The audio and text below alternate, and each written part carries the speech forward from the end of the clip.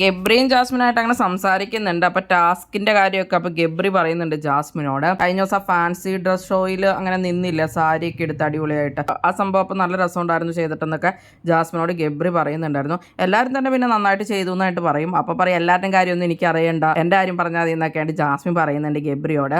അതിനുശേഷം അപ്പത്തേക്ക് അവിടെ ജാൻമണി വരുന്നുണ്ട്. അപ്പൊ ജാൻമണിയല്ലേ ഒരുക്കിയത്, അടിപൊളിയായിരുന്നു ജാൻമണി എന്നും പറഞ്ഞിട്ട് ഗബ്രി ജാൻമണിയോടും പറയുന്നുണ്ട്. ഒരിക്കലും മാത്രമല്ല എന്റെ സൗന്ദര്യത്തിന്റെ ആണെന്നൊക്കെ അപ്പൊ ജാസ്മിൻ പറയുന്നുണ്ട്. ജാസ്മിനെ കളിയാക്കിയപ്പോൾ ഗബ്രി പറയുന്നുണ്ട് ജാൻമണിന്റെ കൈപുണ്യം കൊണ്ടാണെന്നൊക്കെ പറയുന്നുണ്ട്. അത് കഴിഞ്ഞിട്ട് ജാസ്മിനോടൊപ്പം ഗബ്രി പറയുന്നുണ്ട് നീ ഇപ്പൊ നല്ല ഗ്ലോ അപ്പ് ആയി, ഫാറ്റൊക്കെ പോയി നല്ല രസമായിട്ടുണ്ടെന്നൊക്കെ പറയുന്നുണ്ട്. ഇങ്ങനെ മെയിൻറ്റെയിൻ ചെയ്ത് പോയാൽ മതി എന്നൊക്കെ പറയും. അതിന് മുമ്പേ ഇവര് ലിവിംഗ് റൂമിൽ വെച്ച് സംസാരിക്കുമ്പോൾ ഗബ്രി മൊത്തത്തിൽ അവിടെ റസ്മിനും ഋഷിയൊക്കെ വെക്കുമ്പോൾ പറയുന്നുണ്ട് നിങ്ങളെല്ലാവരും കൂടി എന്നെ പറഞ്ഞു വിട്ടില്ല എന്നൊക്കെ പറയുന്നുണ്ട്. അപ്പൊ ജാസ്മിൻ വന്നപ്പോൾ നീ അല്ലേ എന്നെ പറഞ്ഞു വിട്ടേ എന്നൊക്കെ ചോദിക്കും.